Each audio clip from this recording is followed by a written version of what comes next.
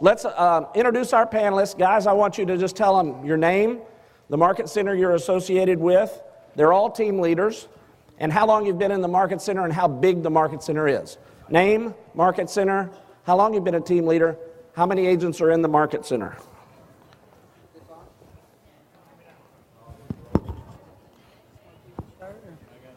Hello, everybody. My name is Gary Revis, and I originally started as a team leader in Studio City 8 years ago, and I started that with 4 people, and once I broke a little over 300 people, I moved over to the Hollywood Hills Market Center, and I've been in that market center for 2 years.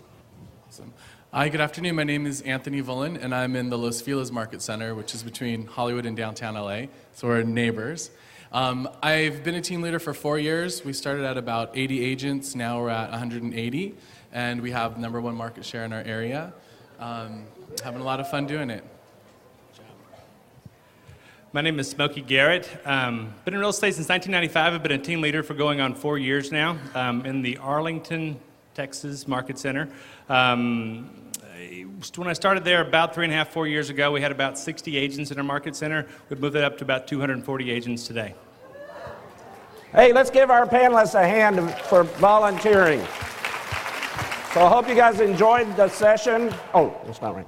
All right, so here we are. We're going to talk about how to get people into your training/meetings. And one of the things we've talked about a little bit is at times we'll be somewhat generic, at other times we'll be very specific about which meetings are we talking about? Because we've got sales meetings, we've got training sessions, we're going to maybe even bring up Mega Camp, we're going to bring up Bold. How do you get people to buy in and participate? So let's start off with this. Gary, you start off. Give everybody a couple of tips, a couple of things that have worked for you in terms of really getting participation. If it's in general, fine. If it's on a specific meeting, then let us know what it is. So 2 of your best tips. Well, one of the things I think was really critical for us in having people participate is when we started the year, we really looked for what it is that we as an office want to be known for. So the ALC actually will look at what we want to be known for, so then we can look at what we're going to benchmark.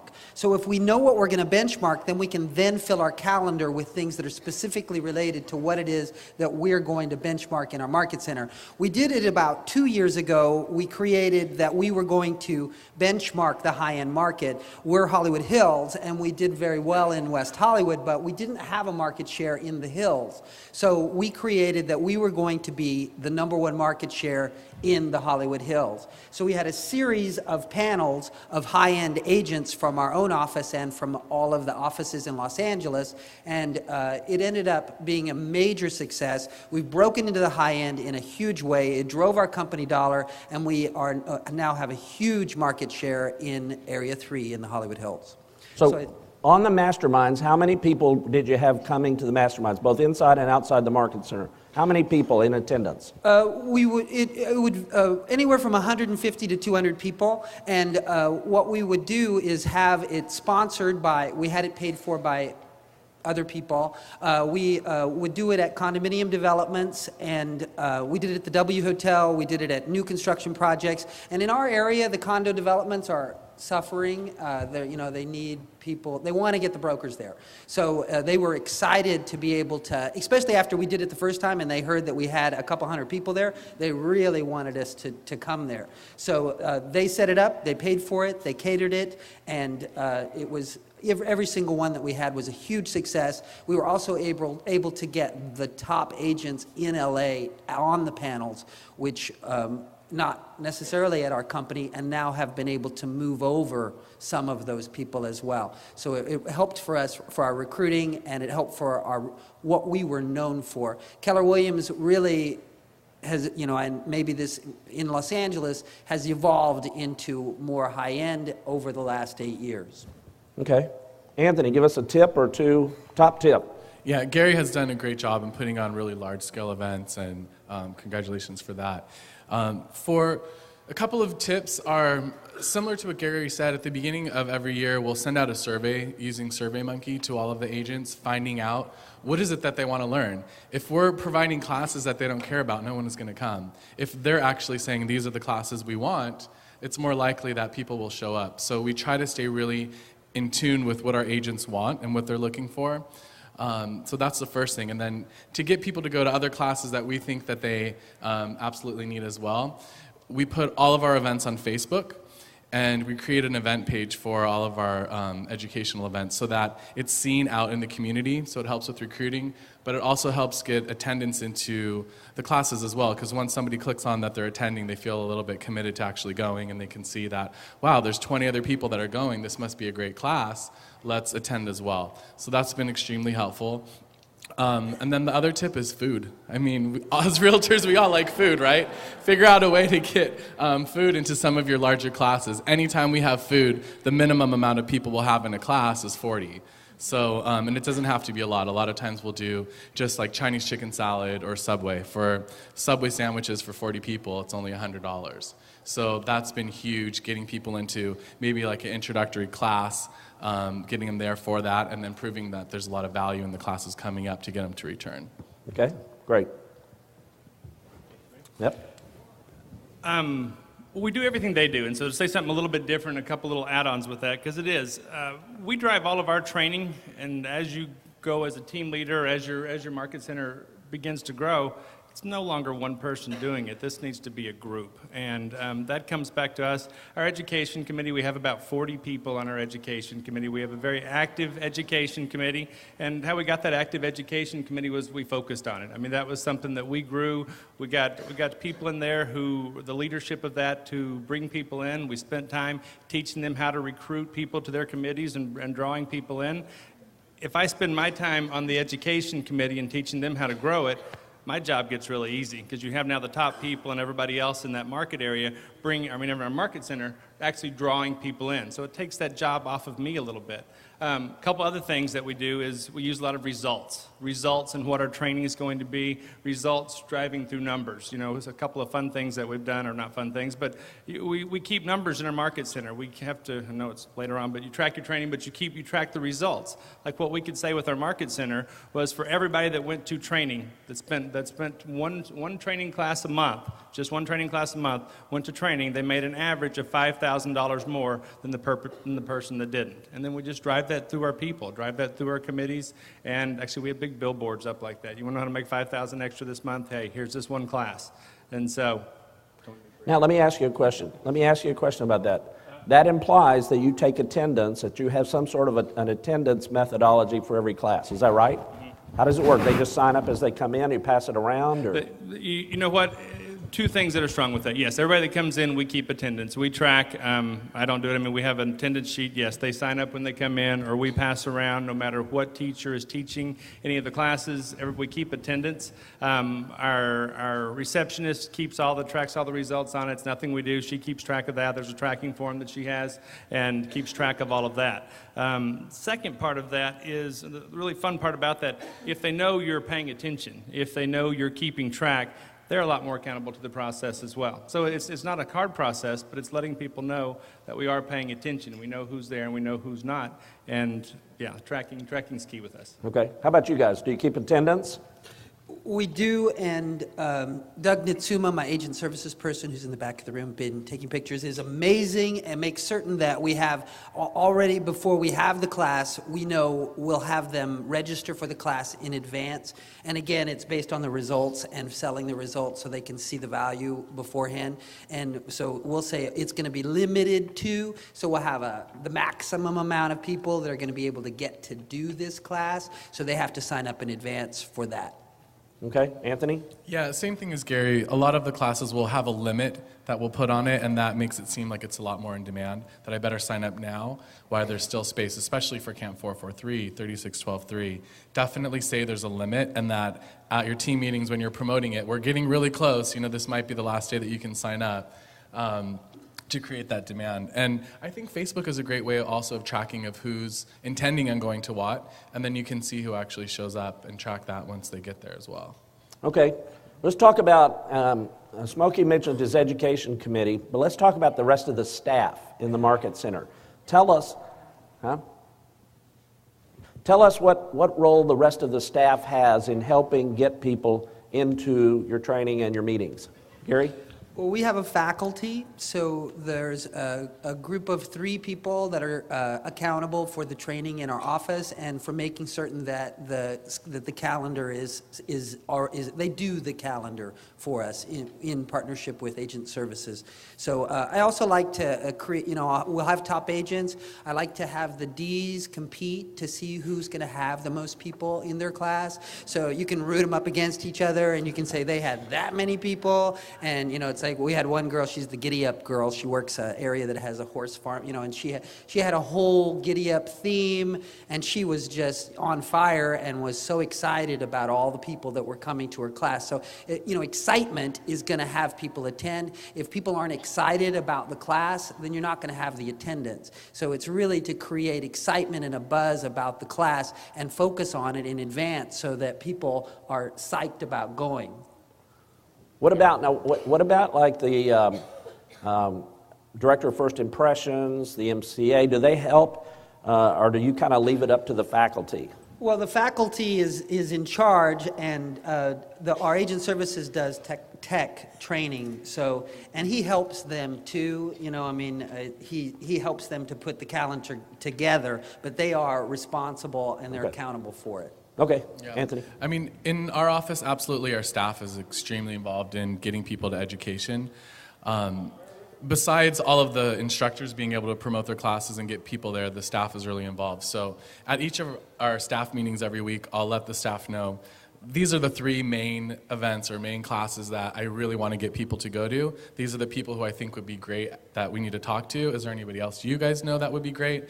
And we bring it up so they know for the rest of the week, whenever they see anyone coming in, especially the DOFI or agent services coordinator who's out throughout the office, always is bringing up, oh, are you going to that class? I heard it's really great. Nick is teaching it. He's one of our best listing agents. You should really go. I heard you were talking about getting more listings, or I heard you're struggling financially. This might be a good class to help you. Why don't you check that out? So, no, really, and a lot of our agents are struggling financially right now, and our DOFIs, it seems, at least mine, knows exactly what's going on personally in all of their lives. It's like everyone is opening up to them and confiding in her, and she's just very warm and giving, and she'll say, why don't you go to this class, and we'll encourage them. So she's been actually, now that you bring that up, a huge help in trying to get people to classes. Our agent services is awesome at designing flyers or postcards and things like that. So if it's a larger event, definitely we'll have some type of high quality flyer or a postcard that we can pass out just to make it look like a much bigger deal. So they're involved. Smokey? We do a lot of the same things. Staff is key in getting everybody. We do after we transmit, we have our team meeting and our staff meeting, and what we come up with is we have a couple of events instead of marketing everything, and we have anywhere from 1 to 5 training classes a day in our market center. We have a lot of training classes designed to reach all the different groups. We didn't start that way, so we started with just 4, 4, 3 and made that good and built. But we have anywhere from 1 to 5 training classes a day. All designed at the different levels and different types of things depending upon what the agent is. But we're going to have a couple of classes or a couple of things each month, events, that we're going to make sure we promote. Some things we want a lot of people at. And we're going to get that out to our staff. We're going to talk to the receptionist. Dofi is really the key. She knows absolutely everything, whether you think it is or not. She knows everything going on in your market center, who's doing what. You can give her scripts, give her things to say as she sees people. Use that to your advantage because they're seeing everybody come in and out every single day. But you give a couple of events that we do, and we let the ALC know. We said, this is what the events we're promoting this month. This is what we're working on. Let your people know. And our entire staff, from our productivity coach, assistant team leader, even from our MCA, hey, you're going to that. That gets word of mouth. We're all marketers of sorts. We're all salespeople in this industry, and it's just a matter of kind of creating the buzz and the hype and everything else, and then you just get the buzz going. If it's me saying it, no one's going to come, and that's just true. That's team leader. If I'm saying you need to go to this, I'm going to do the exact opposite just because you said that. But if the top agent, sounds kind of like a parent. Yeah, same thing. If the top agent in our marketplace comes in and says, hey, I'm going to go, or he's there, they see them there, everybody's going to be in that class. Now, how do you get your top people to go, assuming they're not teaching it? How do you get your top people to go? Because I think we'd all agree, if you can get your top people to go on a consistent basis, they can drag people with them in a so to speak. So how do you get your top people to go? Me? Yep. We provide value first. It has to be something. It has to be something valuable for a top person to attend, and that's other top producers or whatever that value is. You know, if they're on ALC, they've committed to some leadership. But we don't have training classes that are bad anymore. I mean, we spend a lot of time in our training classes to make them good. We spend a lot of time in our training classes to making sure, and that's a lot of my time in the beginning, and then, you know, it's all leveraged out and just making sure some of the big events are good. But we spend time, number one, making sure our trainers are ready, our people who are coming to the class are trained and ready and have a good time, because it talks about fun, but they have a good time, and they're also well prepared for the class. I don't know if this makes sense. I spend much more of my time with our top agents, but what I do is I spend time helping them prepare to teach, and also the mindset of just we're a culture based on productivity. That's our value proposition. We've built our market center completely on the value proposition of training. It's not on our price, it's not anything else, it's on our training. And that's in everything that we come back and do with our results, with our numbers, everything on a monthly basis. It all comes back to, you know, what we're doing and plugging in. So if you put that, can I tell a quick story? It's just real quick. When I first started there, we'd been there about a year. And what we did was we had some top agents who never went to training in our marketplace. We took the numbers and you do the same thing. You can take the numbers for the GCI of everybody who's attended training at least once a month, and then you figure out who's come to training once a month and who hasn't.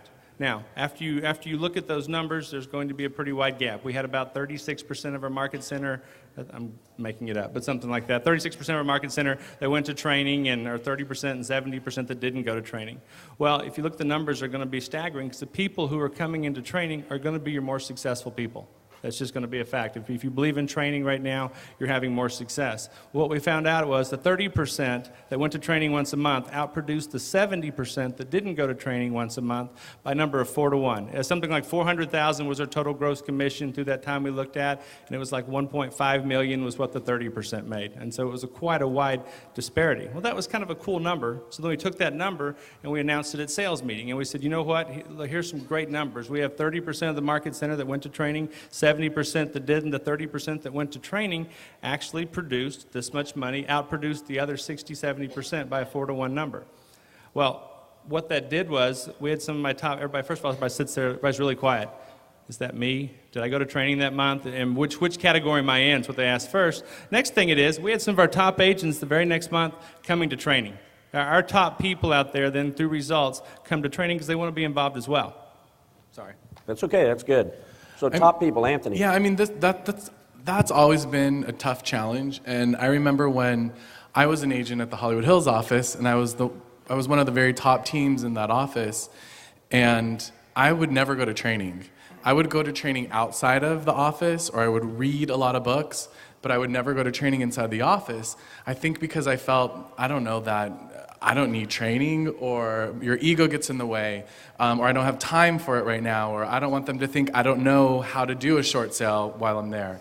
So taking, my own kind of personal experience with that, I know when I finally got into training at the Hollywood Hills office, they were offering classes that were very exclusive to top agents. So you had to be invited to a certain class.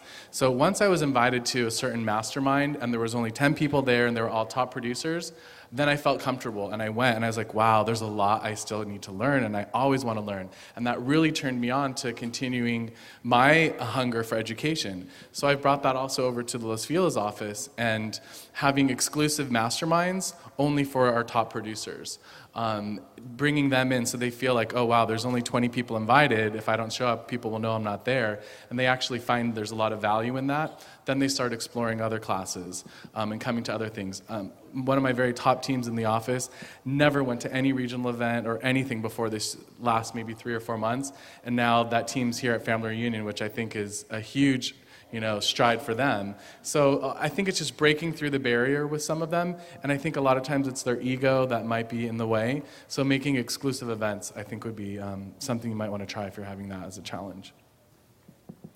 I think people knowing what they're going to get. I mean, it's a lot of things that y'all have said too. I think that relationships, if they respect the person who's teaching the class, then a lot of times they'll show up for that class because they're there. I think also if it's, we have a town hall meeting, so it's once a month where there's wine and cheese, and so it's a mastermind, but it's a party. And then also too, that they get to, that's something different or unusual. I remember there's a very experienced agent that teaches old dogs new tricks.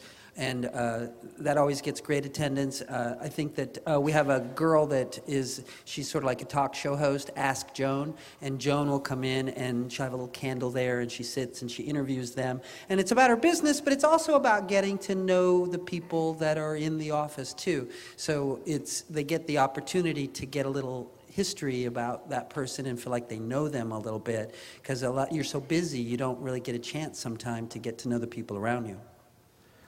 Okay, I have a question for you guys, because you've mentioned a couple of times how important it is for the speaker to be good, for the speaker to be prepared, and therefore deliver value.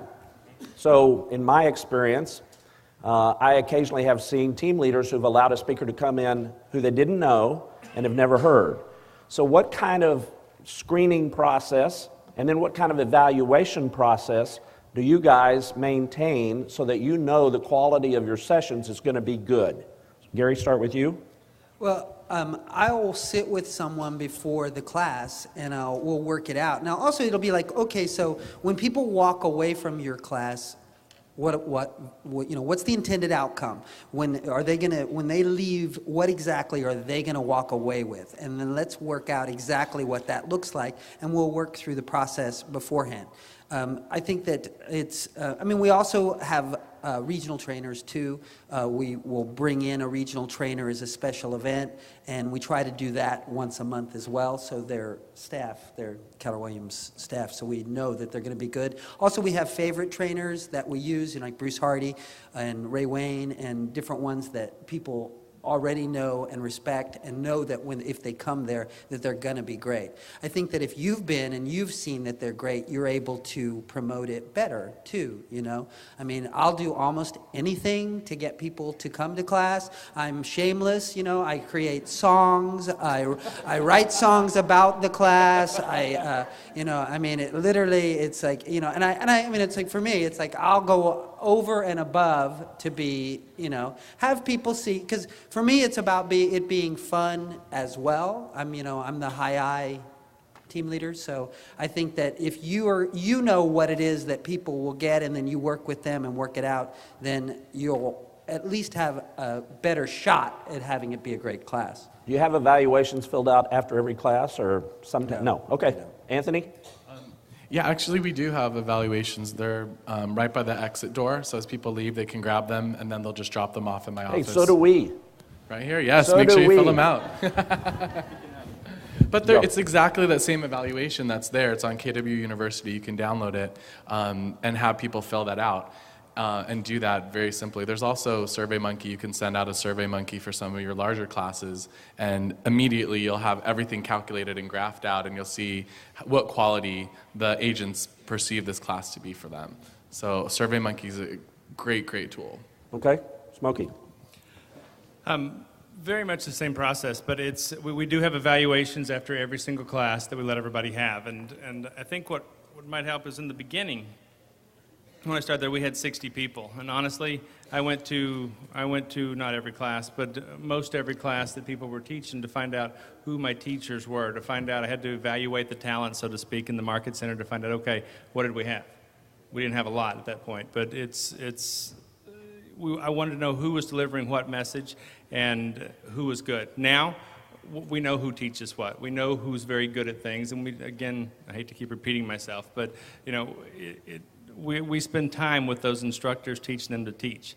In Keller Williams, there's all kinds of career paths for somebody to go. It's a value proposition back of teaching. When someone teaches, that's how they get into mastery. That's how you learn to master something. That's part of the value. Second thing is there's a career path in Keller Williams. If this is something you want to work on and this is something that you want to do, let me show you the path to how you can go be a trainer. Let me show you what can happen to get you where you want to go. And I think a lot of it is showing the value back to why they need to be teaching and being able to make those connections for people. And that's going to get the good trainers and the people that are looking for that. They're going to come to the training classes. Those are the ones that are going to start teaching, going to start training, because now they see an opportunity for themselves for their win. Okay, great. I appreciate that. I'm going to switch gears just a little bit because a couple of you have talked about fun. Gary, I think you mentioned fun. And Smokey, you and I have had a conversation before where you called your team meeting an event.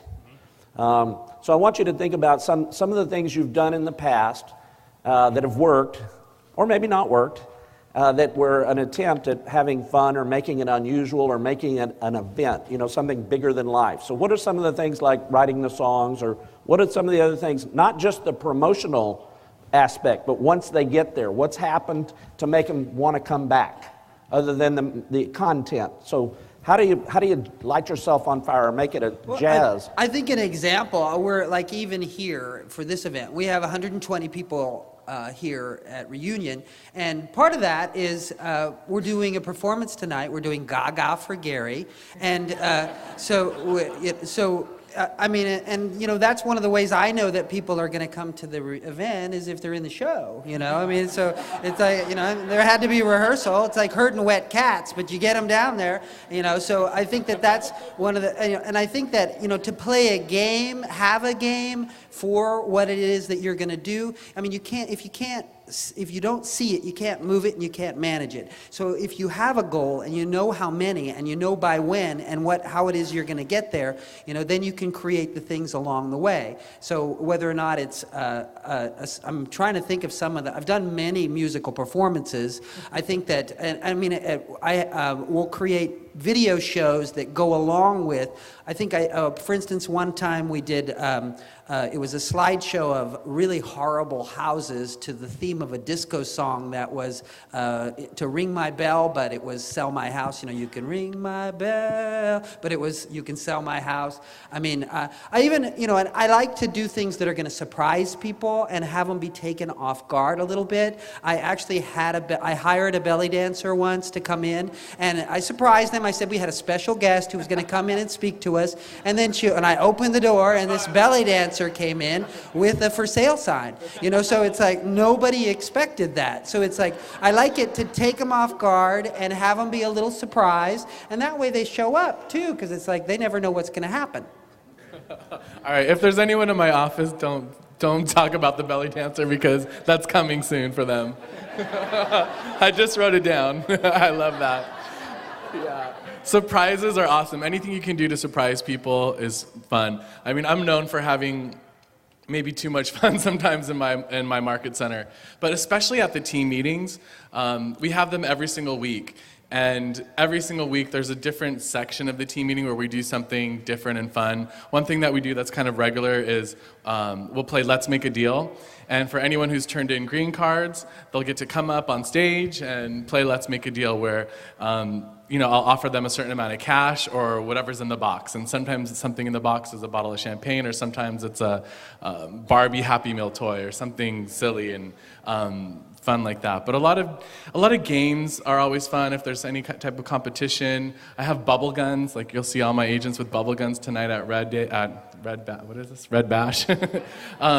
And for any time there's at 4 o'clock in the afternoon, I'll get on the loudspeaker and just say it's bubble time, and everybody will run around with bubble guns and just try to break things up, and then we'll go around and say, hey, by the way, are you going to this class tomorrow? Are you going to this? Are you going to that? Just trying to keep it lighthearted. I mean, I think most of my agents are all really kids at heart, and the more fun you can bring into your training and the more surprises, I think the more you'll get people energized and coming back. This real estate market in the last several years has been extremely challenging for our area and a lot of my agents, and that was the one thing I felt that I had to bring to the office was fun. And I think a lot of people don't put enough value on fun.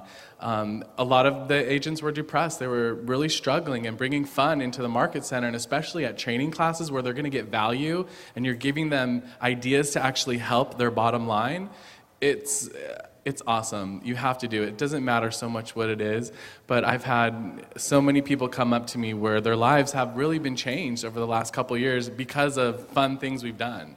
So I highly encourage you guys to think of anything creative outside the box. Don't be afraid to do it. I was afraid at first. I was like, oh, I saw this bubble gun at the mall and it looks so fun, but what will people think if I have it at the team meeting? And it felt really uncomfortable for me to bring it in the first day, but people just thought it was natural and that's just who I was. And you're crazy, Anthony, of course you do that, but it felt really weird. But now they expect it and they love it, and just take that risk to do something fun. Just try to take that risk.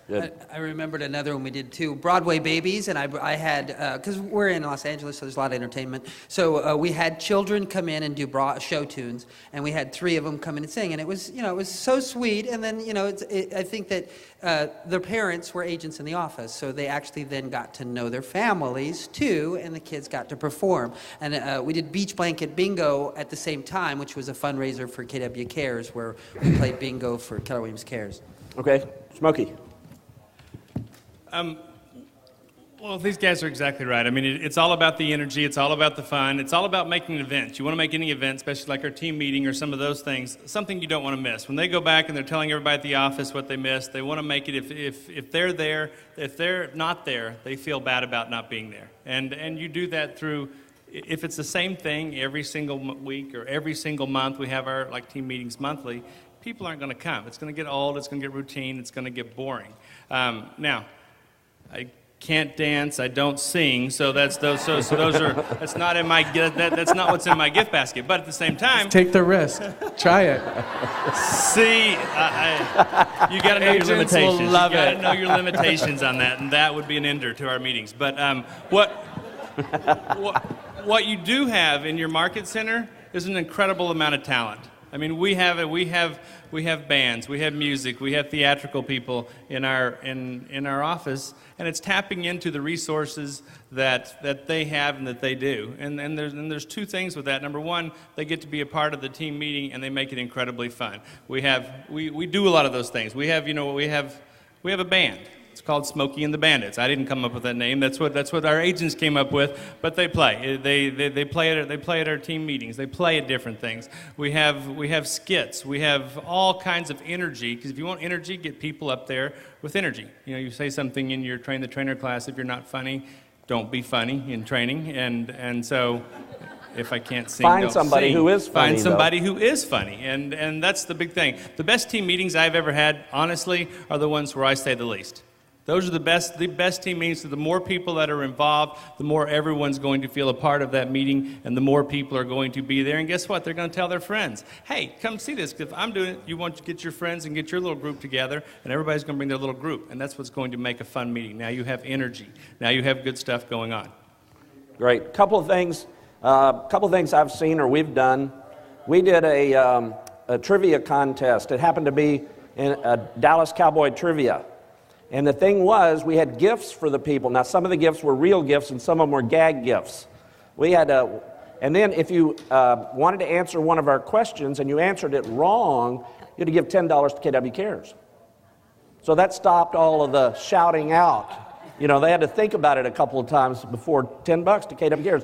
Then everybody's turning everybody in. Oh, he was wrong. And it gets fun. Well, another thing I saw was this. Get your newer people involved with things like this. Have them play a part of a skit. Get the newer people involved. It helps the rest of the office know them and makes them feel included a lot faster. Makes them feel a lot more included. So, talk to us. Gary, you had, what were we talking about earlier? Not Mega Camp? Mega Camp. Tell us, how do you get people to go to Mega Camp? Tell us how good you've done at it. This year, we had 54 people go to Mega Camp, and I think that, and we've got a system now because we've been doing it for a while, but we really sold the luxury part of it as well as the education part of it, and it's an experience for them. So you have to know, first of all, what's fun about Austin once you get there. So, it's like the carriage ride we're going to go on, to go to the piano bar, and we're all the things that we're going to do there. And then also talking about the people or the people sharing that have already experienced it. But we have a whole brochure of the Four Seasons. We book the rooms at the Four Seasons, so they know it's going to be this glamorous, beautiful, great hotel we're all going to stay in. We have a limo ride from the airport. All of this is paid for by sponsors. There's a sewer line system that has paid for the guy who cleans out the sewer line has paid for the limo for several years.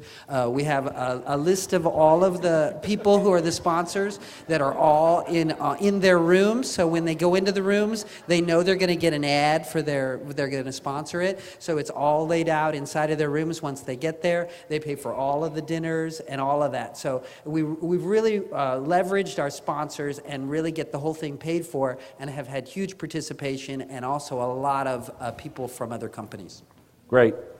Anthony, what were we talking about? Training events? Masterminds. Masterminds, sorry. Yeah, twice a month we have masterminds in our team room, and we get at least 40 people there twice a month. And it's basically a roundtable discussion that's led by our one of our very, very top agents in the office, and he basically has a topic to initiate the conversation. And there's food, so usually Subway sandwiches or Chinese chicken salad, something healthy. And it's consistent. People want to go there. Recruits come to that. We promote it on Facebook. And we have it limited to experienced agents, for agents who've been in the business for 2 years or more. So there's a lot of value that's there. We used to have the masterminds where it was open to anyone to come, and everybody would kind of focus on the new agents and trying to help them. But we have so many other classes and so much else going on for them, and not as much for experienced agents, so we changed it. So an experienced agent mastermind twice a month with food and lunch has been extremely successful for bringing in recruits, but also giving the agents an opportunity to talk about what they want to talk about then. It's not a planned class, it's just an open forum to say, you know what, I really wanted to get a 6% commission on my listing last week, and I couldn't do it. This is what I said, and it didn't work. What have you guys done? What are you seeing? And it's a true mastermind in that sense. And everybody just really, really loves that. Okay. Smokey, tell us about the first time Bold came through Dallas-Fort Worth. You guys did a really great job. Tell us how many you had there, and then how you made it happen. Okay.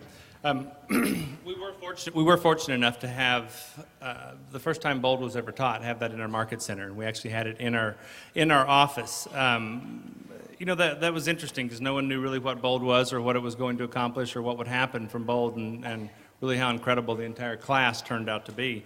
But in the beginning, we had about a month lead time before we knew Bold was going to come, and we got this opportunity, and we took that. I sit down, it's the same thing. We sat down with our ALC.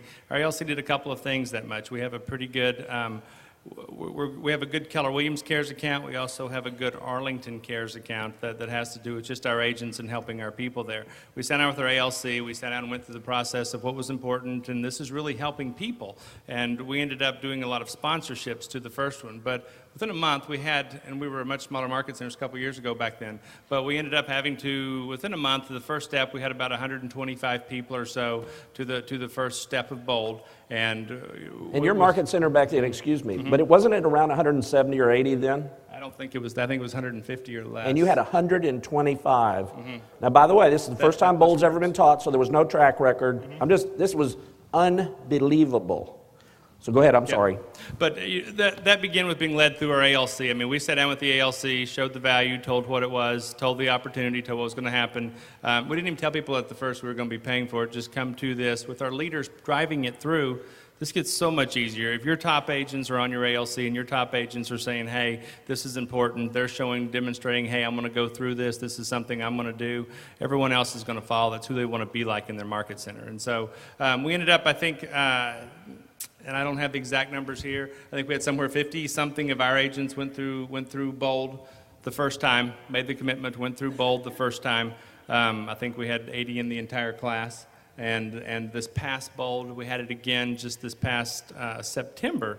And that was much easier at that point to bring people back through because now we had results. What we found out from Bold, if you haven't noticed, I hate numbers, but I think numbers always tell a story. Gary said it's the language of business, but numbers always tell a story, and you can come from facts. 100% of the people that took Bold and completed our Bold course, that first group through, because now we had 1 full year afterwards to say what are the results. 100% of the people's businesses were up. They were, I think, an average of 268% or something like that. I mean, it was an amazing number. You know, you're going to make $40,000 more from going through this class in a market that's down. I mean, if you're looking at the outperformance of that, and so the second time there was no incentives, it was just numbers and the people going back through it, and that's a really easy sell when you sit there and say, hey, here's a factual result. 100% of people went through this, did it. 2 people dropped out of Bold the first time through. They're still in our market center. 2 people dropped out. Their businesses were down. 100% of the people that completed it, businesses were up. So numbers just told a story with that. Now, also tell us, I mean, because I'm in his market area, tell us how did 2010 go once you had this Bold coming through your office in a big way a couple of times? So how'd you do in 2010, owner profit and profit share? I don't have the exact numbers. We were number 1 in the region. Finally moved ahead of Plano and Preston and South Lake and all that good stuff. But we were number 1 in the region for profit share. We did over $309,000 in profit share, and absolutely amazing results that we got from that. Bold, the first time through, it produced $186,000 in company dollar extra for the people that went through it from what they'd done the previous year to what they added this year. And that didn't count the contagiousness of Bold being in a market center. And that has to do with the energy that everybody's talking about up here. That has to do with the energy that everything's created from an environment of productivity. And so, that year we made $186,000 more just from that group. Year after that, we had over $309,000 in profit sharing. Yeah, number 7 in the company. Yeah, number 7 in the whole company. And this is something that I think is interesting. I mean, you get a certain common flow from these guys. Would you agree? Okay, Gary, what's your average price in your market? $1 million. Anthony, what's yours? $450. What's your Smoke? $140. Number seven in profitability in the entire company. So here's the point. Here's the point. Different areas, different price ranges, same general ideas. You know what? It's all about the basics. It's all about the basics. They all do a lot of the same kind of things, regardless of location, regardless of price range. So you aren't any different. It's the same. All right, so let's have some questions from you guys. Stand up, just so I can hear you, and then I'll repeat it. Okay, what do they do about people who want to sell things as their... Good question. So what do you guys do about people who want to sell something? Yes. I mean, when we did our surveys, we found out the one thing that agents did not want to hear at team meetings was a sales pitch. So what we do is we have twice a year a vendor fair. Anyone who wants to participate in the vendor fair, it's $250. That will grant them 3 minutes to talk at a team meeting to pitch a class that they're going to do. And all of our agents know that the money that we raise through the vendor fair, which is about $10,000 a year, goes to pay for our holiday party. So they're like, yeah, come on in. And at the vendor fair, we have a passport that they have to go through. We usually have about 20 vendors to get each one signed off on. And when they do, we have like raffle prizes for them. So it encourages the agents to go to all of them, but it also rewards the vendors that they get an opportunity to see about 100 different agents that day. Plus, we put them on our blog, on our Facebook. In our kitchen area, we have a whole wall of only our preferred vendors who are part of that vendor fair, where they get to display only business cards for 6 months, and then we repeat that every 6 months. So otherwise, no one else can come in and talk. They know who's coming. It's 3 minutes only. If they want to go to a class, they can go to a class. And you got to be standing. If you haven't had this experience, they can't tell time. Oh, yeah. You got to be right there. Have the agent who's the most picky time them and say, sorry, you got to go, done. That's it. And they'll do it. Gary? Because we do have a lot of sponsors that pay for a lot of our stuff, so we do have to allow them sometimes, although the rule is if they're not, then they don't get any FaceTime at the office meeting. But I do monitor it, and I'm up there with them. They don't stand there by themselves at all. I stand right next to them, and I cut them off. And usually because I'll even say to them, they're going to hate you if you stand here for a long time. So I'll say, someone in the audience would, because inside of the team, if the team has a testimonial, that's going to be much more powerful and much more effective for you. So really, we're just going to give you a chance to stand in front of us and ask the team who uses them already and have them give them a testimonial so it'll work for them. Okay, let's take another question. Yeah, hi. You spoke about vendors and inside training and a lot of value. Do any of you guys ever embrace outside training? Do you have an Haynes with World Buffini? Okay, so the question is, do you ever embrace outside training? Alan Haynes, Buffini, those kind of people. So how do you guys feel about that? Gary, you go I first. used to, and I was at Diana Kokosa's training camp, and she gave us her opinion about that. It was really strong, too. And I stopped from that was the last time I did This that. is being taped. Yeah. Oh, and she was lovely and wonderful about it. But, yeah, we no longer promote outside vendors. Training, yeah. Okay, Smokey. Can I say one thing to that?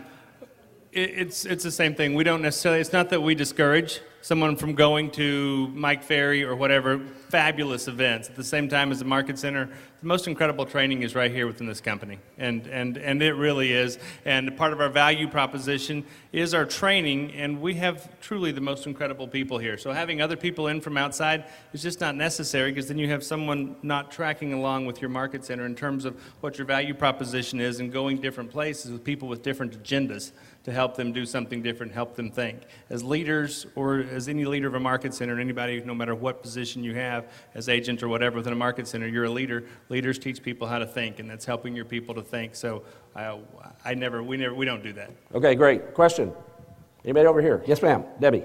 On mastermind groups, do you have a certain criteria that you follow in this session? So, Anthony, on your mastermind groups, do you have a certain criteria for who gets to participate and what the logistics are of the event? Yeah, we have one moderator who's one of our top agents, and the only criteria is you need to be have been in the business for 2 years or more. Anyone else is welcome to come to sit in the back of the room, but they can't talk. They can just sit and listen. But that's it. And the moderator will keep the discussions moving and make sure that everyone gets a chance to speak who needs to. And how long does it last? An hour and a half.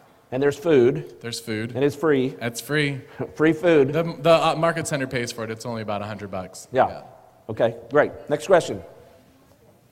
Yes. You talked about giving people tips and all of that, and I like your idea of at 4 o'clock doing the bubbles, but our problem is getting people into the office, because our Market Center has kind of a depressed economy. A lot of agents are cutting back, and one of them is home office, and not coming into the office to save that fee. So we can have 80 agents in our Market Center, and maybe 10. Yeah. Will sometimes be there. All right, so the question is, and the comment is, in this depressed economy, she's finding a lot of the agents are home officing. It's hard to have agents in the office so that the 4 o'clock call, whether it's a bubble time or a wind down is what you do. So how do you deal with that these guys are not there to respond to your Sure. reach? Our office was exactly like that about 3 years ago. Nobody was coming in. I was like, wow, why am I even working here? There's nobody here. This is depressing. All the lights were off everywhere. But just creating some type of large-scale events where you get large groups of people there. I mean, we would even do potlucks to bring people in with a special guest speaker.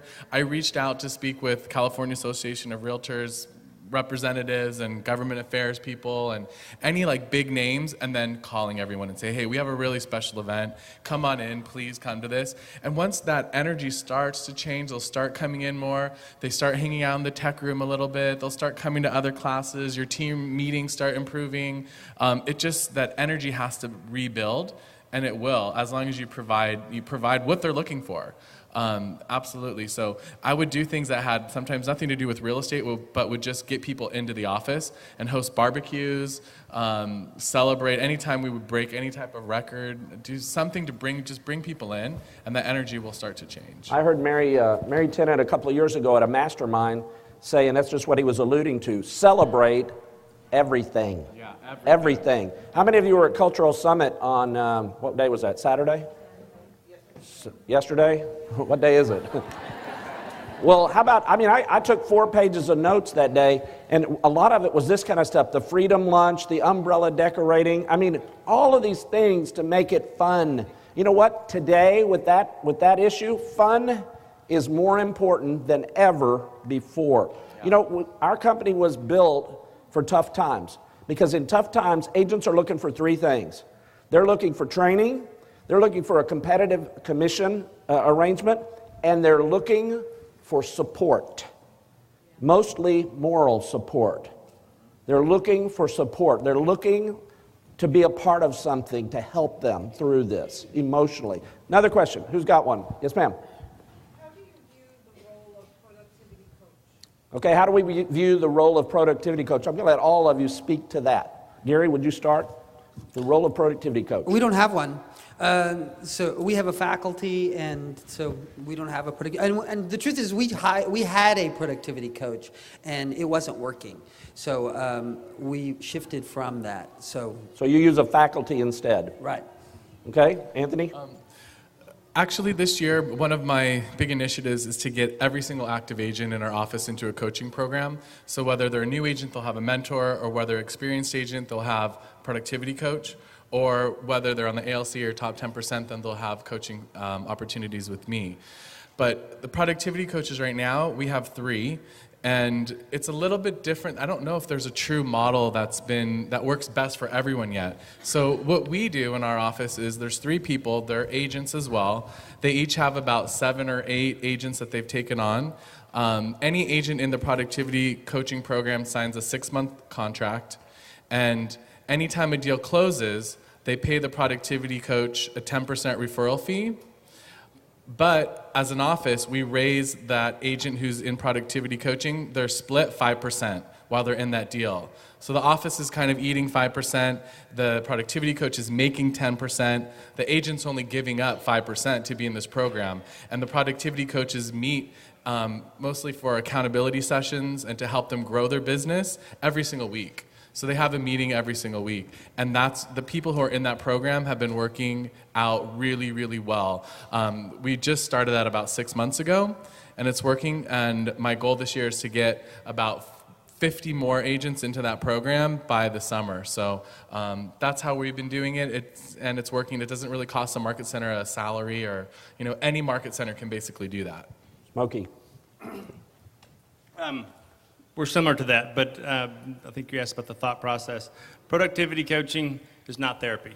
It's not a therapy session for agents. This is something that has to have a little bit of fear. I mean, our productivity coach is not the high, for use of disc profile, high I, high vector 2 for the AVA personality. This is a high D, high driving personality type that honestly has a little bit of fear with people. They're not there to make friends. That's everybody else's job in the market center. They're there to drive that productivity and drive that production. So don't come in spending all day long, telling about all their challenges. Not that it's not important, because that is, but productivity coach is there to drive. If people are making money into productivity, their life's a whole lot better.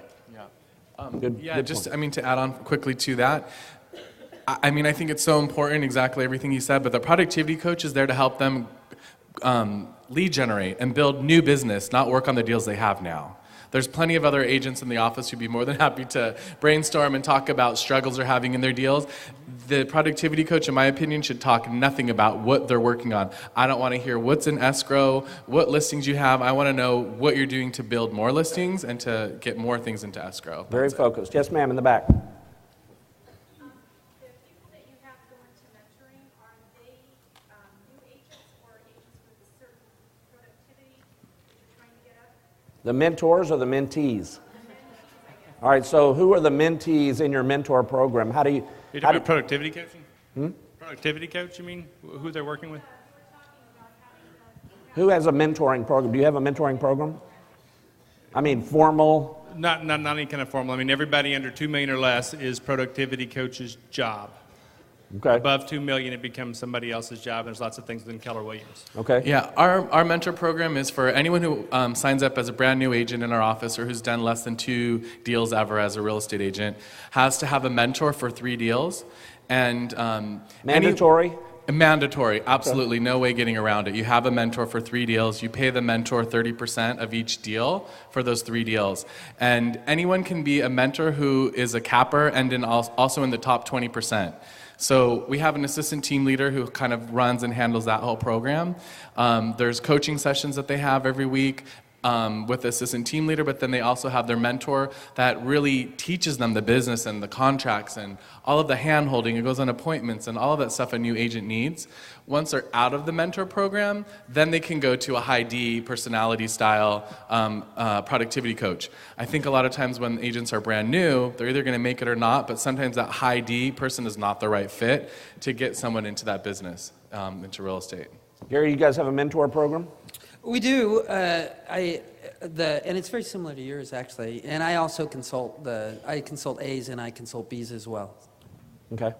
All right, one thing on the mentor program, it's almost as hard to find the mentors as it is the mentees. And it would raise a red flag if a brand new agent objects to paying 30% when they haven't done a deal.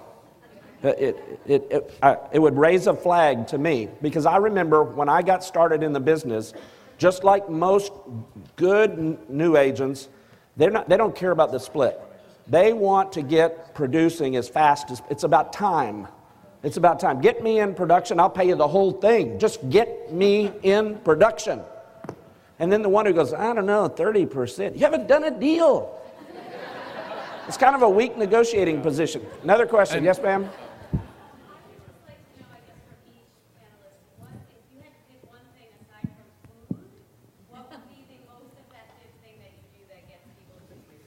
Gosh, beyond food, huh? I don't know. What's the number one top thing other than food that gets people there? That they see the value. I mean, Right. and I just want, context is decisive. We created that we were going to break into the high-end market, and just to give you how that translates into numbers is our owner profit went from 178 to 300,000 the next year. So we broke into that, but our focus was on the high end, and then also we had, people who they respected teaching the class. Okay, good. I mean, it's marketing. It's like getting a listing. And a lot of times there's not one thing that you do to get that. You have to put that whole energy and vibe out there to get a lot of people to go. It's Facebook. It's putting flyers in the office. It's a training calendar. It's word of mouth. There's a lot of things that have to happen consistently. And there has to be certain people who are in charge of that, who you hold accountable, to make sure all of that runs smoothly every single month. It's not just like, oh, I'm going to send a Facebook invite and expect people to come. It's not. It's phone calls. It's a lot of different things to build that up. Okay, Smokey. Absolutely. I think I'm going to answer two questions, but I'm going to do it quickly. Number one, it is getting the best thing to do to get people into training is having our top people in our office that have been to this training or that have gone to this training go write a testimonial, go say something about it, go send that email out to the office. They come in, they'll go to a training class. I'm like, I said, that was great. Would you go send that out to the office? Would you just go write that down? What you just said to me, go write that down and send that out to the office. And then when we have that, or we'll have the testimonial for the next time, we'll have them send it out. It won't be me sending it out, it'll be them sending it out. Coming from our top people, everybody wants to be around that person. The other ones are having a direct, both these guys are 100% right. It has to do with somebody actually literally calling, especially who's been kind of unplugged a little bit and saying, hey, come to this class with me, love to see you there. So it's a personal touch and having a personal touch from one of our productive people or somebody who they view as a peer. Yeah, one other thing that we do is at our sales meetings, we have about 70 agents that show up, so they're pretty popular, is whoever's teaching a class that week has to be at the sales meeting and pitch their class. So you get, a quick 1-minute summary of what your class is going to be about, and then that's like, oh wow, that title didn't really explain to me what it was, or I didn't read the emails on the class, but now that I see that you're teaching it and this is what it is, wow, that sounds great, I think I'll show up tomorrow. Now, Smokey, you have one sales meeting or one team meeting a month. How many people do you usually have attending? We have kind of a low of 110, a high of 160. Wow. Gary, how many at your team meetings? We have one a week, and last week there were about 150 people there. Okay. Anthony, how many people on average? On average, 70, and that's people in the halls, they can't fit, so we're going to start doing live stream. So the team meetings can be seen in our tech room or agents at home, because people were just coming and then leaving because there's no room. Right. Okay, question. Yes, ma'am.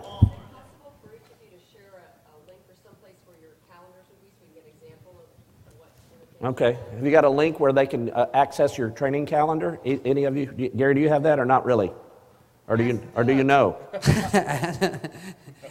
Yeah. No. Do you have it? You have a link so they can get to your calendar? I don't know. Okay.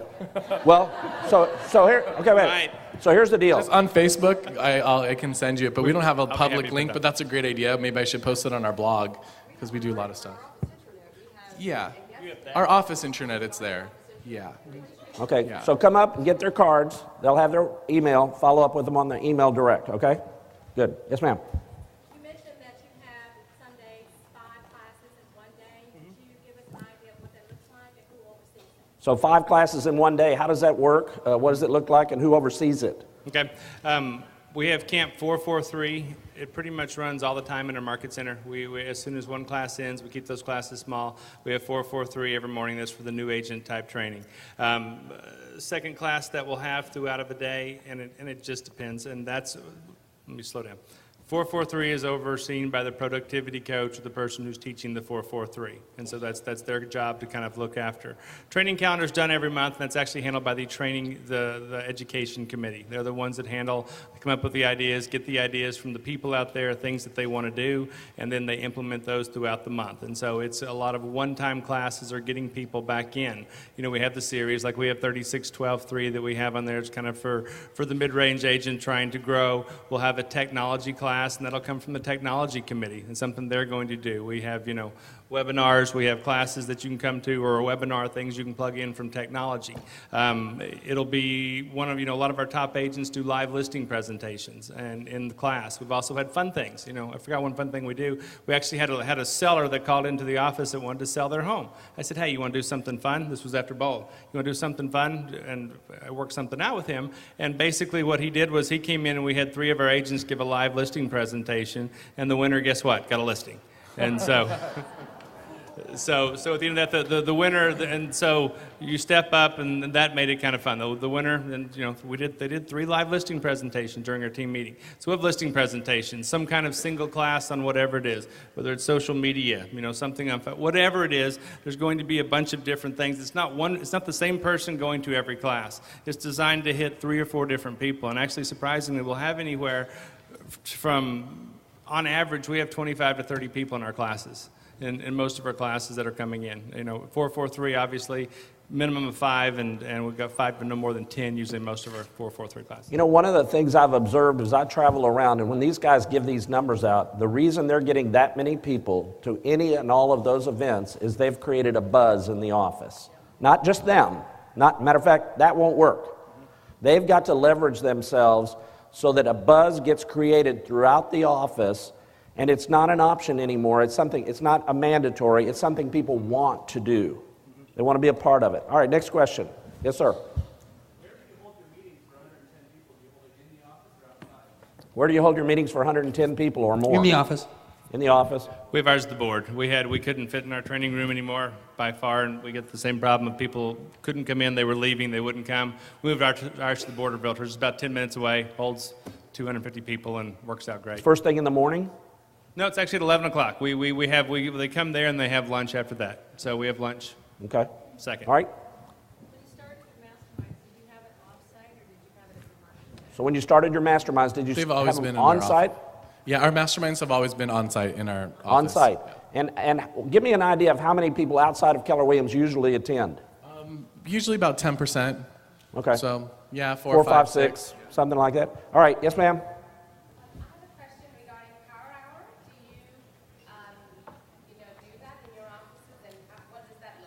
So Power Hour. We have a whole committee now that's Power Hour from the ALC because nobody was really doing it or paid attention. So this year I'm like, we're absolutely improving our Power Hour. So they have a meetup at 8:45 and at 11 o'clock, and they get a raffle ticket every time they show up at 8:45 and at 11 o'clock to check in. And then every month we have prizes, and sometimes randomly throughout the month, to encourage people to come into the office, check in, get a raffle ticket, go make your calls, and come back. How many people do you have participating? Ballpark? 30 a day. That's good. That's good. Gary, you guys do Power Hour? Yeah, we have the amazing Ron Shorey's in the back, and he teaches Power Hour in the morning. Also, the people that were in bold are generally step right into the Power Hour, too. And how many, approximately how many?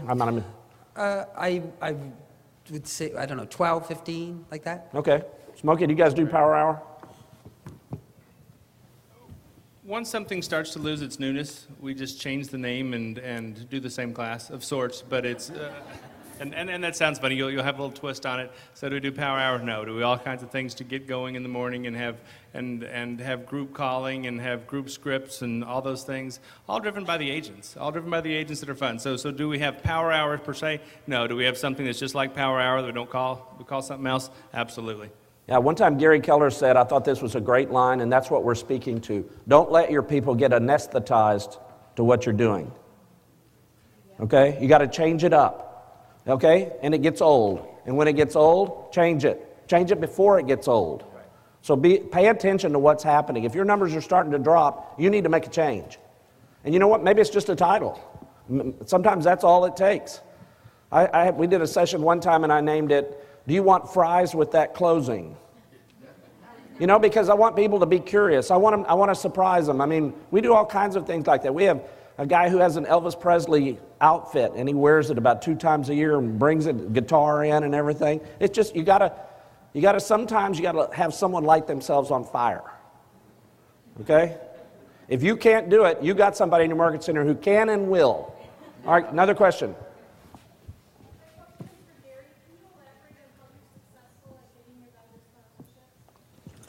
Gary, can you elaborate on how you're successful? They compete They compete to sponsor us.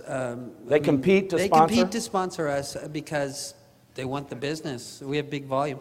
Well, escrow companies are definitely, but then really all your vendors, and if you really create, it's to ask everybody in the office who's already using all the vendors, and then to call all of those vendors and ask them what if they want to be a sponsor, and if they want to be, we have them on our website. They can pay to be on our website, and like that. So is it an exclusive situation? Oh, definitely. Okay, yeah, so that's probably the key. It's one escrow company, it's one mortgage company, it's one home inspector. Well, we have more than one escrow company. But whatever it is, there's a limit. Right. There's got to be a limit. Yeah. You got to create some level of scarcity or urgency in doing that. They want to be the one. Yeah. Okay, who else? You mentioned that you did specific prep with your trainers. What are some things that you did with them when you spent the time with them to prepare them for teaching the class? So the question is about the preparation for the trainers before they did the class. Okay. And like I said, this is kind of an evolution from the beginning where we were at 60 people, because we had a lot of very bad trainers who had just a whole different mindset in terms of what training was, and sometimes you can't train that out of them, or you can't talk that out of them. That's just the way they think, and so they're no longer with their market center. At the same time, the conversations that you would have is, I would always go to everybody ahead of time, telling them what the class was, who they were talking to, what we wanted. I would train alongside of them a little bit. If they weren't good trainers, I would go train alongside. Not that I was great, but I was learning as well. And so we'd train alongside of them, demonstrating what it was that we wanted them to do. Then after we got bigger and we got better people and better trainers, then all of a sudden I started to have different kinds of conversations of, this is what we're trying to accomplish. Teaching them how to train a little bit, going through, making sure they had an outline. Let me see your PowerPoints. You need a PowerPoint presentation. What are you going to talk about? Let me see some of your speaking points. Let's talk through that. What are your main ideas? What's your main objective with getting across, in this training class? Give me your 1, 3, 5, so to speak, or give me what kind of, what's your one big topic with the 3 things, and go through that. And so it's different a little bit with everybody, but I also use the skills of the people we have. One of our agents in our office it takes more expired listings than anybody, so he goes and talks on what he knows. He can just go talk on that. He didn't have to go learn a new course. He can go talk on what his specialty is. Just go do expireds. Somebody else does great for sale by owners. Somebody else does great farming. And so they're going and talking on subjects that they know, and then you're just helping them to be able to communicate that to the group. I don't know if that helps, but that's... Let me make one comment. Sometimes you have someone who's great at expireds or great at FSBOs, but they're not great at presenting. Right. All right? Here's what you do. You interview them. You get someone to interview them, because they can answer. See, when you're interviewing somebody, you're in control. Okay? If they aren't good at doing it kind of ad lib, help them structure it by telling them, here's 6 questions I'm going to ask you. And prep them that way, and it doesn't have to be the team leader. Matter of fact, probably should be one of the people on the education committee or something. Have them, because by the way, it's a skill to be an interviewer. It's a skill to be a facilitator. You need to be purposeful about it. But you can bring out the best in those people who have a talent which may or may not be presenting. So interview them or put them on a panel. But interviewing is real good.